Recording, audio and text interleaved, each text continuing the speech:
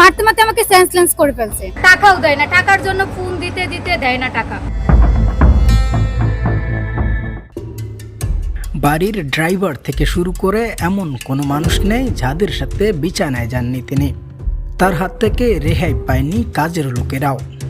এমনকি গোপন বাসনা মেটানোর পাশাপাশি সবাইকে ধরে মারধর করতেন তিনি। হ্যাঁ দর্শক, বলছিলাম ঢালিউডের আলোচিত সমালোচিত অভিনেত্রী পরিমণির কথা।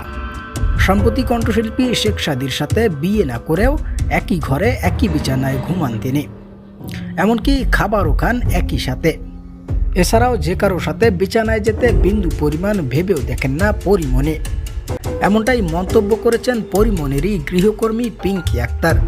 পিঙ্কি জানান, পরিমণির স্বামী যে কয়জন তা সে নিজেও জানে না। বাংলাদেশের যত ঊর্ধ্বতন কর্মকর্তা রয়েছেন সবাই নাকি তার বয়ফ্রেন্ড। এছাড়াও গৃহকর্মী পিঙ্কির অভিযোগ, পরিমণি বাইরে মানবতার ফেরিওয়ালা হলেও তার ভিতরটা অশ্লীলতায় ভরপুর।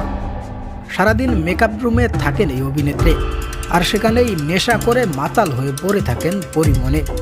এমনই সব অভিযোগ দায়ের করেন পিঙ্কি আক্তার।